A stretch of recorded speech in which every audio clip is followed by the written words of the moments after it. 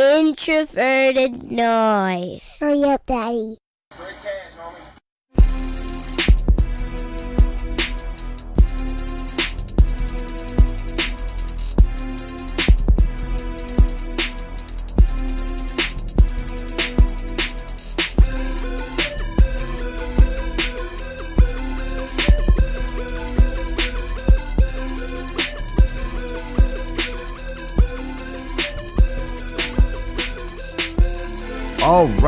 All right. We're back. Got the whole crew here. It is another episode of the Pocket Protected Podcast. I am your host, Jason Brown. You can find me on Twitter at BrownJason. And we're going to jump right into it. We got a lot of good stuff to talk about. Doctor, new background. How you doing? Doing well, man. Settling into Cincinnati, enjoying my time, just working on football all day. Can't complain much. You know, and I mean, you're being a little modest right now, but you know, I feel like I saw you someplace, maybe on my we'll say my television screen. You know, it's probably my phone screen where I saw it the first time. But you know, they got you out there looking good for the camera, talking about smart stuff. Yeah, man, it's pretty fun. I can't believe I allowed myself to look at the comment section, though. Yeah, you were in there mixing it up. How many push-ups did you do before you went live? You know what though? Yeah, people don't know this, but the founder of PFF, Neil Hornsby, has a gym in his basement that would make like Lifetime Fitness blush. Let's just put it that way. So I've been lifting weights, you know, relatively frequently to try to make sure that I can hang around with some of these people here. All right, Luke, and how many weights have you been lifting lately? 2. Good. How are things, man? What you been up to? Doing good. I got confirmed I'm going to be at training camp for I think like 10 of the days, including the night practice. So I'll be on the sidelines rubbing elbows with the strip guys and everything. It'll be awesome. So I've been just like prepping for that and working on my 90-man series, which is almost done releasing. We need more David Morgan. All the David Morgan. Can only write so much about the best tight end on the Vikings. That's when right. David Morgan becomes Wesley Walls, we're all going to pretend we are the first ones. All right. We got some stuff to talk about, and some of it's going to be things we talked about kind of in passing or a little bit before, but it keeps coming up and people keep making different arguments about it. So I felt like we should dedicate a bit of time to talking about, you know, Stefon Diggs, because he is currently, you know, the Vikings player in the news. He's the player that most expect to get a deal done with next, but detractors continue to kind of pop up here and there and cite his volume stats as reasons why he shouldn't get paid. And so, Eric, start with you here, but I also know Luke has done some things in terms of some player comparisons, but how good is Stefon Diggs? And I guess when you guys are evaluating wide receivers, what are the things that you're looking at PFF to help us understand, you know, who's good and who isn't good? Yeah, I mean, so the volume stats thing is a pretty big misnomer, just because, like, if you think about the Vikings throughout Stefon Diggs' time, it has not been conducive to him getting a ton of targets. The 2015 team, for one, he was inactive for the first 3 games, you know, not because he was hurt or anything, but just because he was, you know, they viewed him as too young to have played at the beginning. And then that team was a very much a ground and pound, 3 tight ends, you know, all that kind of stuff. Nothing that really has anything to do with Diggs. 2016, he had some injuries, but at the same time, the Vikings were also like ahead early in the season. He had the injuries in the middle of the season, and then their offensive line was such that he couldn't get the necessary targets. And then last season, the Vikings were very much like running away from teams from like week 10 on. And then when they needed him in the game against New Orleans, the game against Philadelphia, he averaged 100 yards a game. So he's terrific. Doesn't drop a lot of passes. He's only dropped 11 passes in 3 years. He was the most efficient wide receiver on contested plays a season ago. And that's something, again, where you have to add a little context. Case Keenum had a good year, but in many ways he's putting up balls that are contested, and Diggs is taking those from being incomplete to being complete. As far as his value, this is up on when we projected the NFC North on ProFootballFocus.com. Stefon Diggs over the last 3 seasons has been the most valuable non-quarterback in terms of wins above replacement in the entire division. So I'm sorry. Would you be able to say that again? Because I'm not sure I heard you clearly there when you said. I'm sorry. What did you say? Just repeat what you said so that make sure people understand. So people talk about Thielen, right, and like how he is a relatively proven commodity, but we forget that when in Teddy's last start in the 2015 playoffs, Adam Thielen played exactly 2 snaps. So like Thielen's great and love him, but in fact, like Stefon Diggs is actually more of a track record than Thielen, and that track record includes being the most valuable non-quarterback in the NFC North since 2015. So take that for what you will. He grades extremely well in our system. He doesn't do too many negative things. With balls in the air, he makes a lot of plays. Boy, all right. I like that. Well, Luke, I'm going to bring you in here. I think we've established Stefon Diggs is good at football. But, Luke, I was interested in your take because he's been compared now to a couple different players. And when we're going volume stats, Jarvis Landry, who's a player who kind of reset the market a bit there at wide receiver, his name comes up. Brandon Cooks is obviously the most recent player to get paid. His name comes up. I even saw Demaryius Thomas today. Someone telling me that they'd rather have Demaryius Thomas than Stefon Diggs, which, Anyway, so Luke, I know that you've been looking at this a little bit here, kind of comparing how Diggs matches up with some of these other receivers, and I'm interested in your take on how he does in your view stack up against some of these guys that he's being compared to, and who are currently being paid considerably more than him. Yeah, I found it really interesting because everybody kind of started debating, Cooks versus Diggs as soon as Cooks signed that big extension, because now they're in the same category, right? They're going to sign extensions like within a week of each other. So I just wanted to look at that comparison, and basically during 2015 and 2016, they were like the same player. They were both excellent, really efficient. In terms of yards per route run, they were both really similar. In terms of wide receiver rating, Cooks was a little better. And then Cooks, I don't want to say fell apart because he still had a 1,000-yard season and he still was fairly efficient and had a whole bunch of explosive plays. But he kind of had a down year, and Diggs had the best year of either of their careers. In terms of PFF grades, all 3 of Diggs' seasons are better than all 4 of Cooks' seasons. And in terms of yards per route run, Diggs ran away. In terms of rating when targeted, Diggs ran away in 2017. So I think if you want to talk about volume stats, and I get why people are so obsessed with them, they're what we always see, they're what we know, they're what we understand.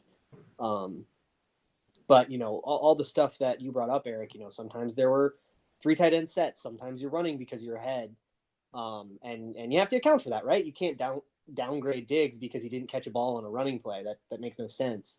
So that's what yards per route run is meant for, right? Okay, take away all the snaps where it wasn't a passing play. Now how do they do efficiency wise?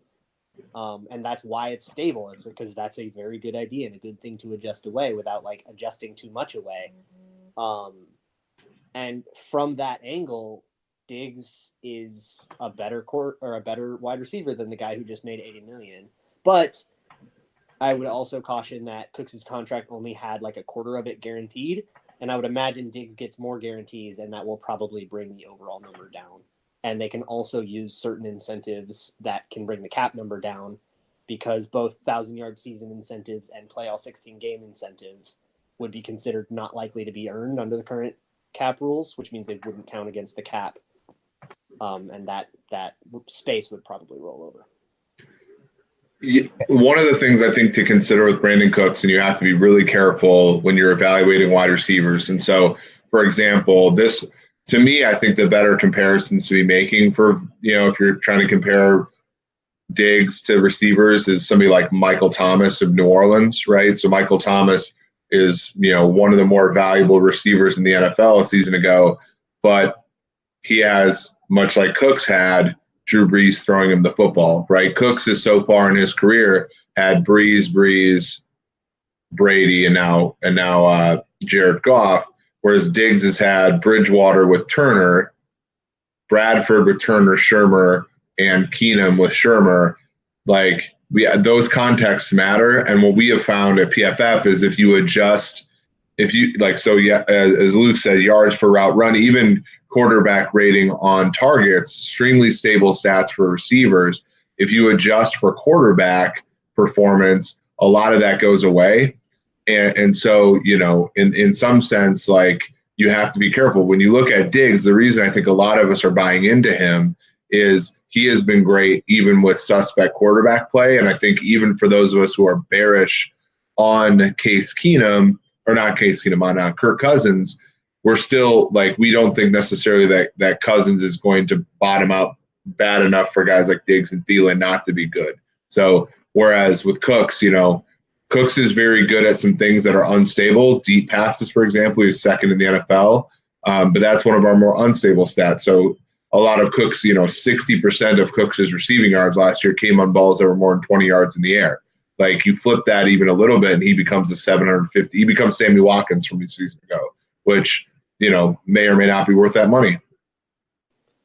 Yeah, with Cousins, I know that like with the QB annual charting, the accuracy charting that PFF released in February or March. Yeah.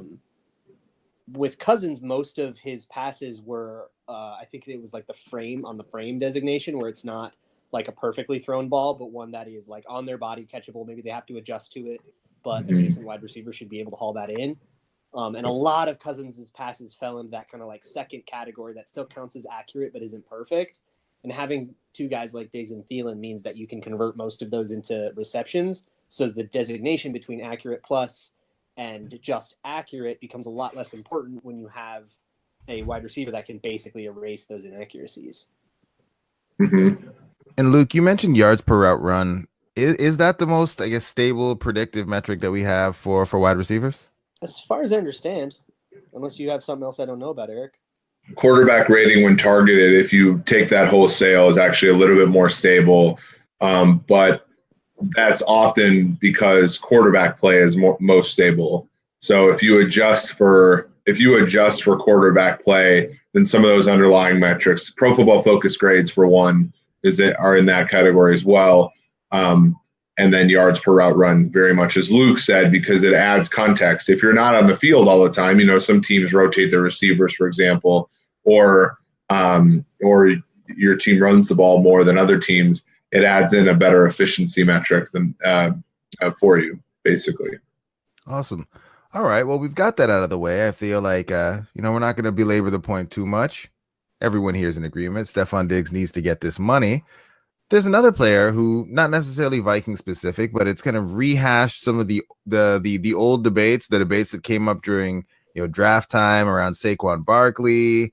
Really, they come up every year when the new once a generation talent comes up in the draft. That's a running back, and how valuable are they? How much should we pay them? Et cetera, et cetera, et cetera. And so Le'Veon Bell is the latest. He's still only 26 years old.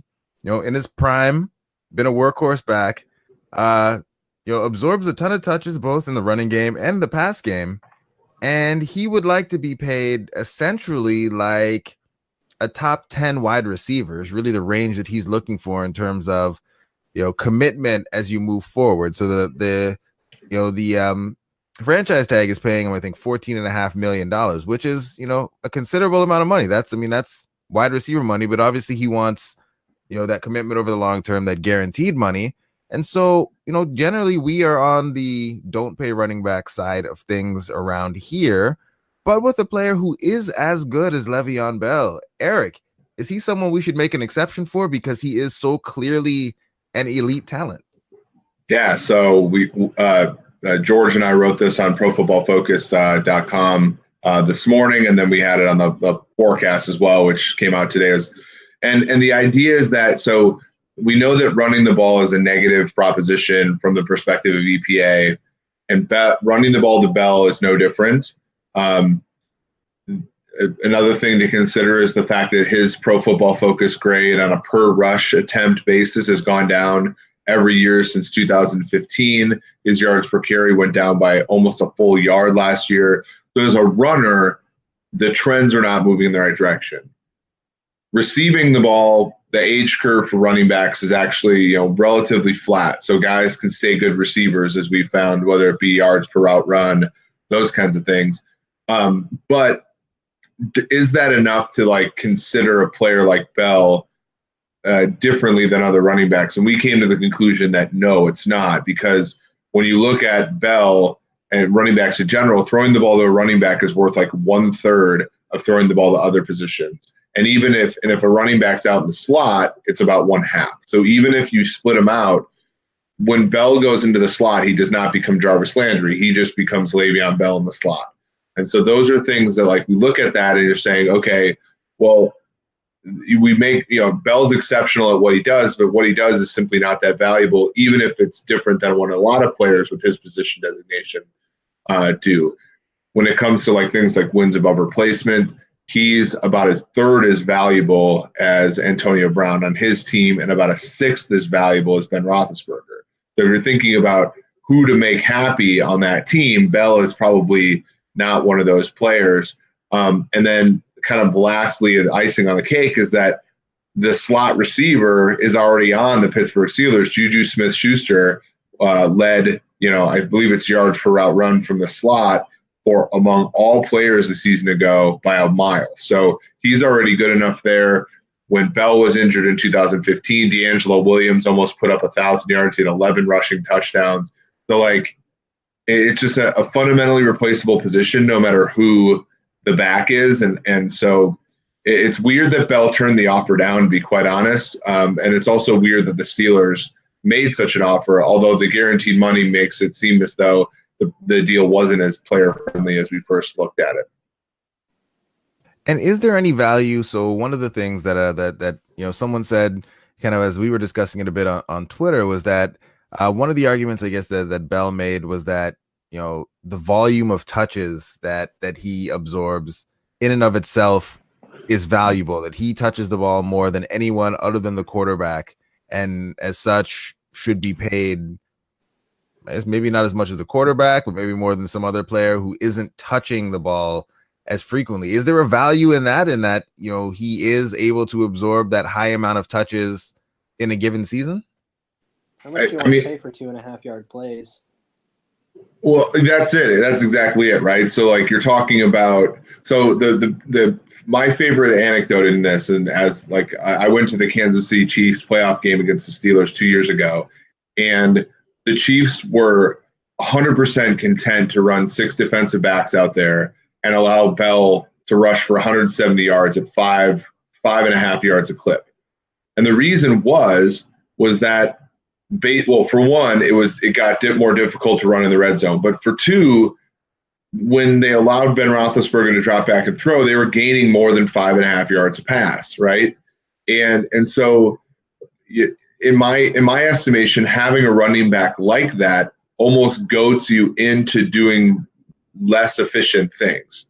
And so like the fact that this guy's like, well, I tempt Pittsburgh to do inefficient things more often, and then I can absorb that. I don't know necessarily if that works in his favor. Now, again, he's great. He's a great running back.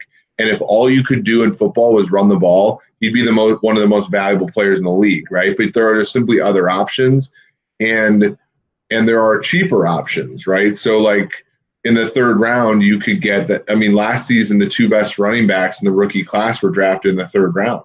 And, and those guys are getting paid relatively nothing. D'Angelo Williams, when he came to Pittsburgh after sort of washing out of Carolina, was relatively weakly paid. You know what I'm saying? So for all of those reasons, I don't necessarily see that as a great argument in Bell's favor. And I guess the last question about Le'Veon Bell is, I guess it's the other side of the argument that he's making in terms of the touches, is you already mentioned that his efficiency as a runner is trending in the wrong direction. Have you guys looked at anything at PFF in terms of how the workload and volume that a player like Bell has already put on his body, the miles that he's already put on his body thus far, how that does affect kind of future performance? And is that something that potentially could be viewed as a negative in these negotiations in terms of all the touches that he's already had to absorb as a running back thus far in his career.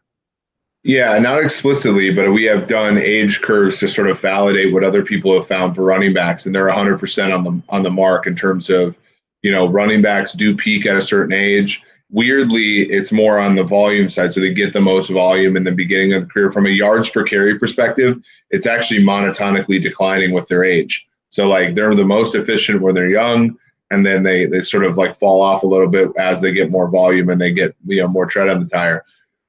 I will say this: it's not as prevalent in football because you can cut players, and the guaranteed money is not as substantial. But I do think it's important.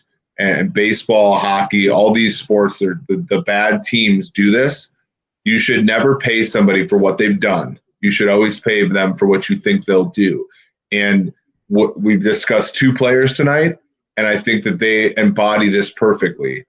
Everybody's saying that the Vikings should not reward Stefon Diggs for not ever having a 1,000-yard season. And Le'Veon Bell should be getting paid for what he's done for Pittsburgh. And, of course, that's not great money management. I think the three of us are saying Stefon Diggs should be getting paid like an upper echelon receiver because he is an upper echelon receiver. And even though the stats haven't shown it yet, we're projecting him there because all of the right characteristics are set in stone for him. Bell has done all this stuff that's good for the Steelers from the perspective of traditional stats and all that kind of stuff. But if we pay, if Pittsburgh pays for what he's done, I think they're going to be a little bit disappointed for what's going to come. Yeah, that makes sense. That does make some sense here. All right. So those are the two main topics. We have a couple other things here that we need to get through kind of quickly.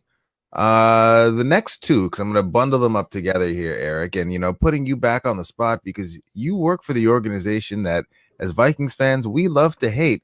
And we just need to understand why Pro Football Focus hates our big guys so much. So in the last couple weeks, or maybe it's all been in the same week, I don't know. It's all a blur. It's all kind of blending together here.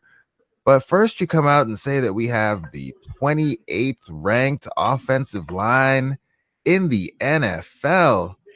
So that was first. So we'll go there first, and Luke will walk us through some of that and help me understand what's going on there. But then the next thing, you had the audacity to rank us at 9th in terms of defensive line when we have Everson Griffin, we added Richardson, we got Linval, we got Danielle Hunter, and you put us at 9th. Why does Pro Football Focus hate the Vikings? Eric? That's a good question. So this is what I'll say. The Vikings improved drastically as an offensive line in 2017 from where they were in 2016 from an output perspective. Case Keenum was not sacked as much as Sam Bradford was. He was not their offense moved the ball better. Their leading back still had less than 4 yards of carry, but they moved the ball better. Let's look at some things though. So Keenum was under pressure a season ago 39.3% of the time. If I'm looking at all the 29 quarterbacks that all have the certain drop back threshold, that's behind only Russell Wilson and Jacoby Brissett. Now, why aren't we seeing some of the issues there? Well, we're not seeing some of the issues there because Russell Wilson, while leading the league in touchdown passes, had a 69.0 quarterback rating when pressured. Jacoby Brissett, 61.1.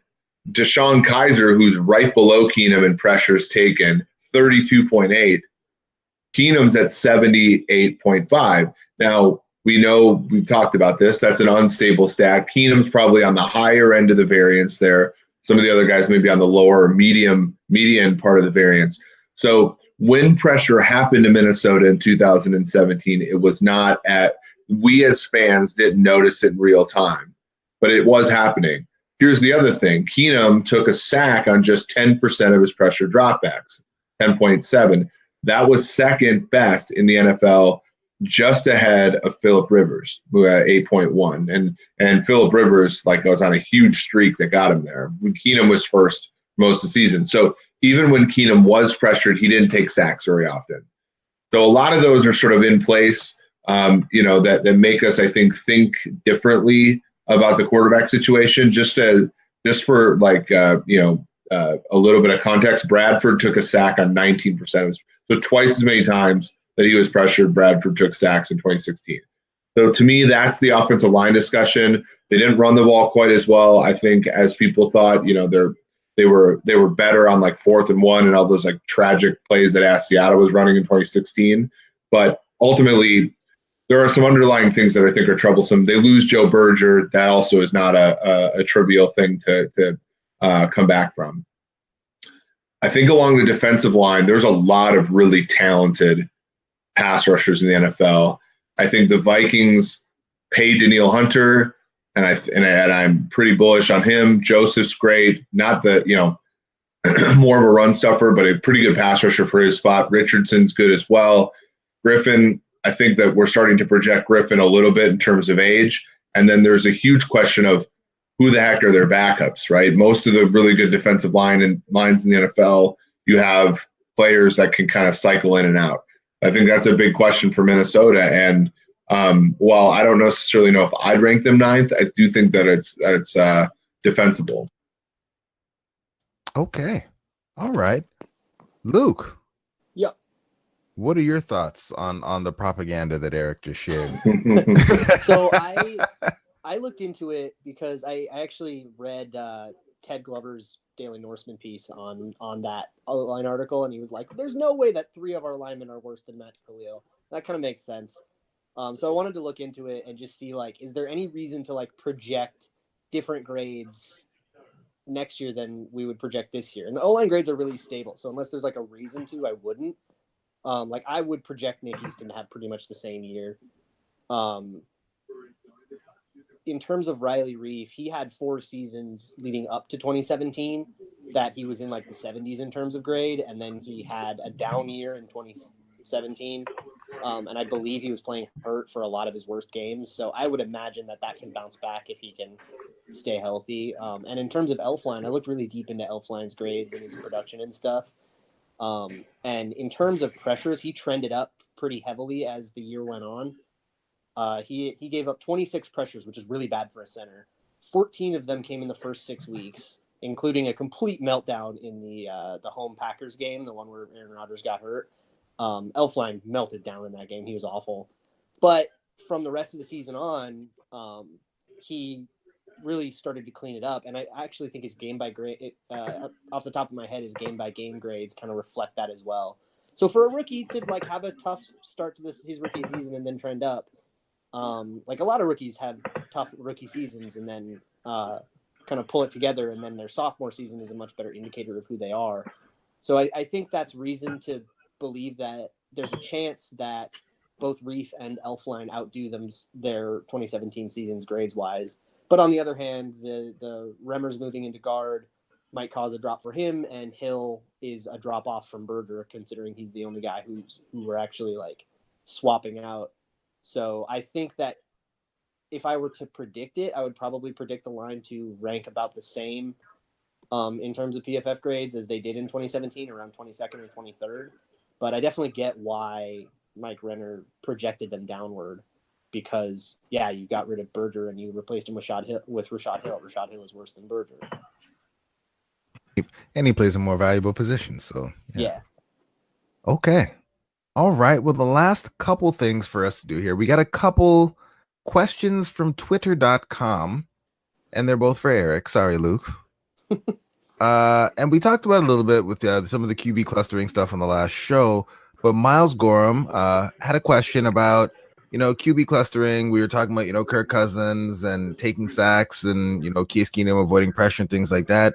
And Miles was curious if the QB clustering kind of accounts for that sort of thing in terms of how a quarterback plays, avoiding pressure, things like that, the guys who run more and all of those sorts of things, and how we could project those things forward as we kind of think about, Kirk Cousins playing with the line that we have and the analysis that Eric and team have likely done looking at these sort of things. So, Eric, I guess, what have you learned from QB clustering that we can kind of project forward as it pertains to Kirk Cousins and pressure avoidance and things of that sort?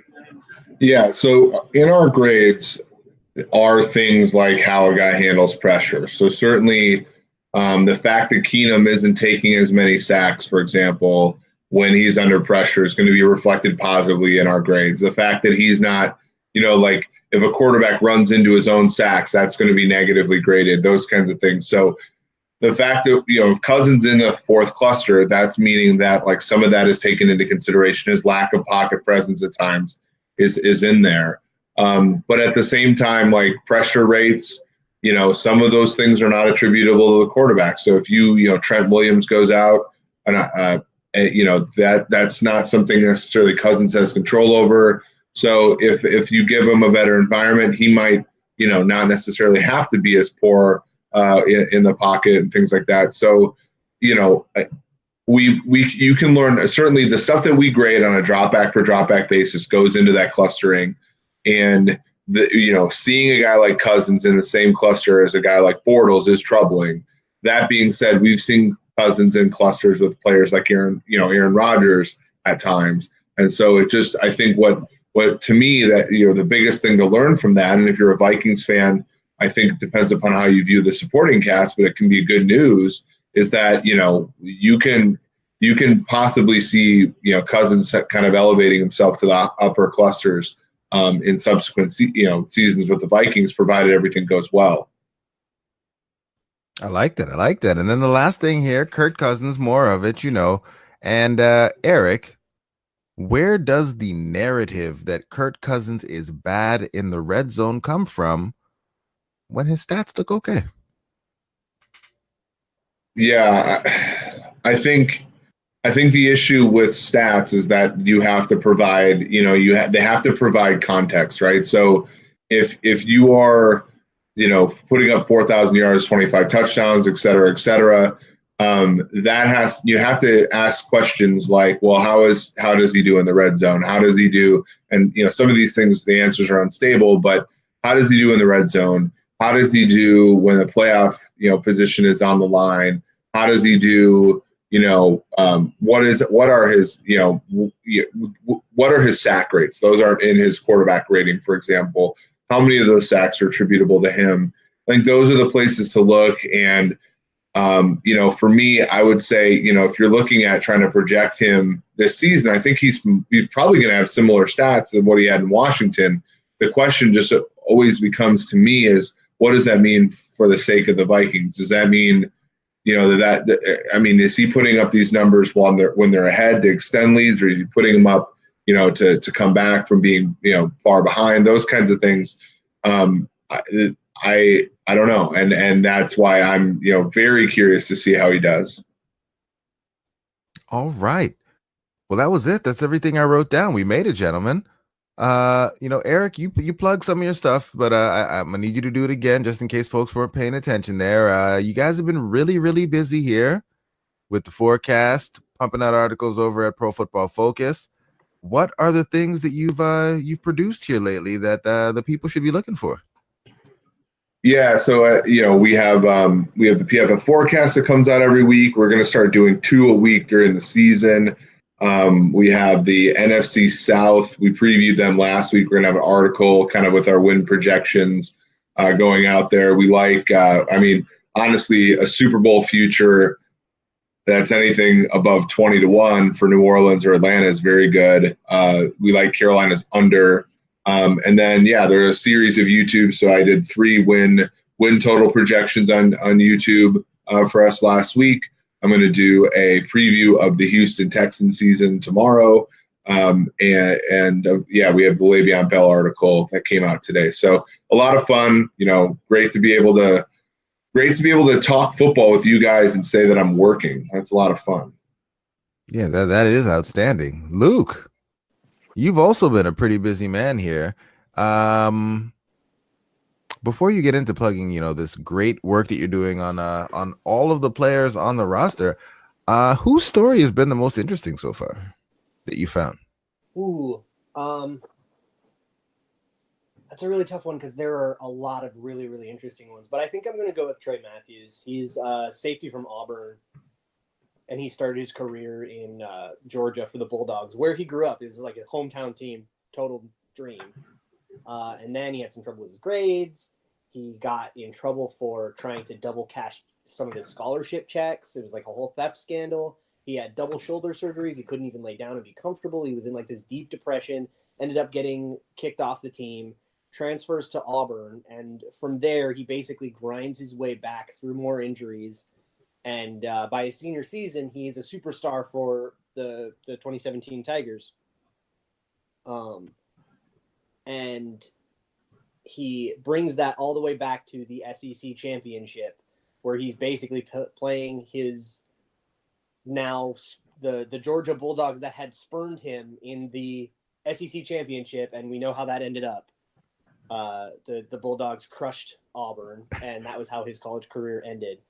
So now he gets a chance to kind of have redemption, and unfortunately for him, he kind of enters a safety group that's pretty full. They only really have room for 4, and unless he can outplay Cursor Harris, which isn't an unclearable bar, but it is worse than what some of the other players are dealing with, especially the linebackers.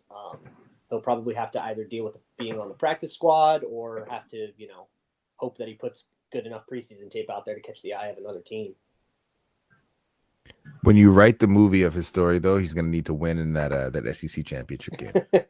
You need him to win that game. But what have you been working on, man? And where can we find all of the great stuff that you're doing, Luke? Yeah, so I've been doing this 90-man series. The goal is to cover every man on the 90-man. It started out with just linking to pieces from some of the starters because it's more about the lower players, the guys in the depth, the camp bodies, getting to know those guys. I'm just about done releasing it on Purple PTSD. They're also releasing on VikingsTerritory.com. I have just the defensive backs, which is going up tomorrow, which will probably be today if you're listening to this. And then the running backs will go up on Saturday, and then on Monday I'm going to post the kickers and punters and stuff, and as well as a final roster prediction, and that'll be it for that. Well, all right. Busy. I'm guessing this will be the piece where you tell us Trey Waynes is almost as good as Xavier Rhodes. No? If you want me to, yeah, I can whip that up. Well, all right. Like I said, we made it, gentlemen. As always, it is a pleasure. Eric, I know you're still adjusting to the East Coast time, so thank you for staying up late with Luke and I. Luke, I guess go enjoy the rest of your evening. And listeners, thanks for sticking with us here. It's been a lot of fun, and we'll talk to you guys soon. Have a good one.